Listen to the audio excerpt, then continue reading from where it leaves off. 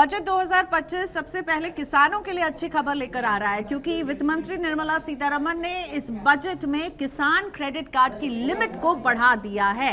अभी तक ये लिमिट थी 3 लाख की और इसमें हम 2 लाख की बढ़त देख रहे हैं, यानी अब 5 लाख इसकी लिमिट हो गई है। तो होता ये है, किसान क्रेडिट कार्ड के जरिए ये किसानों को रियायती दरों में लोन दिलवाने का काम करते हैं और अभी जो सब्सिडाइज रेट उनको मिल जाता है वो होता है 4% का इंटरेस्ट सिर्फ उनको देना होता है। इनफैक्ट अगर वो प्रॉम्प्टली समय से इसका रीपेमेंट करते हैं तो उनको 3% तक की छूट मिल जाती है। तो ये एक सब्सिडाइज इंटरेस्ट जो है सरकार देती है, इंटरेस्ट सबवेंशन कहा जाता है। इसकी लिमिट 3 लाख थी जो अब इसे 5 लाख कर दिया गया है। 2012 में सरकार ने इसको रिवैम्प किया, रिवाइज किया और इलेक्ट्रॉनिक किसान क्रेडिट कार्ड जो है वो इशू करने शुरू किए।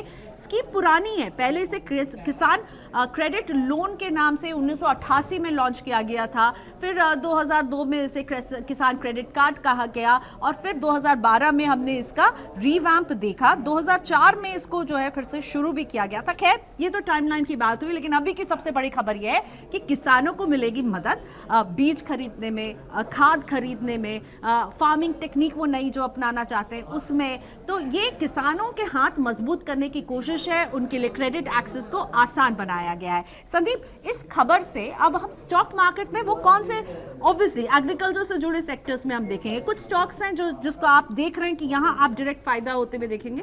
हाँ, मैं स्टॉक्स आपको बताऊं उससे पहले जरा ये समझिए कि ये स्कीम है, इससे फायदा कैसे होगा। देखिए, एक तो फॉर्मल क्रेडिट की जो अवेलेबिलिटी है फार्मर्स के पास में, किसानों के पास में वो पहुंचती हुई दिखेगी। ज्यादा महंगा कर्ज उनको नहीं लेना पड़ेगा, तो जो हाई इंटरेस्ट रेट्स वो पे करते हैं रियायती दर में कर्ज मिलेगा। हाँ, सस्ता मिल जाएगा। अब स्टॉक्स जो है, कावेरी सीड सबसे ज्यादा आपको इसमें इंपैक्ट आता हुआ दिख रहा है। आज स्टॉक काफी ज्यादा रिएक्ट भी करता हुआ दिख रहा है। इसके अलावा जैसे आप कह रही हैं कि खाद खरीदने में, जो सीड्स खरीदने में, जो बीज खरीदते हैं उसमें ज्यादा ये खर्च कर पाएंगे, वहां पे ज्यादा ये फोकस कर पाएंगे। तो उन्हीं कंपनियों में हम देख रहे हैं कि ज्यादा इंपैक्ट आज के सेशन में आता हुआ दिख भी रहा है।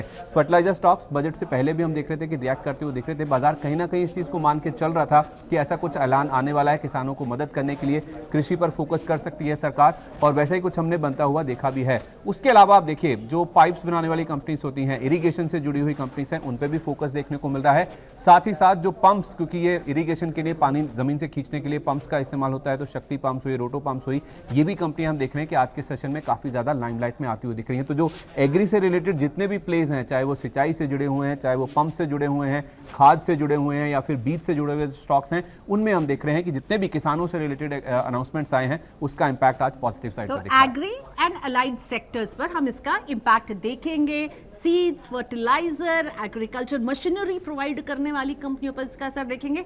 सबसे बड़ा असर और इंपैक्ट तो किसानों के हाथ में अब जो है रियायती दर में लोन आसानी से पहुंचेगा। किसान क्रेडिट कार्ड की जो लिमिट है उसको सरकार ने 3 लाख से 5 लाख कर दिया। उम्मीद भी यही थी कि किसान क्रेडिट कार्ड की लिमिट बढ़ेगी और वही हुआ इस बजट में।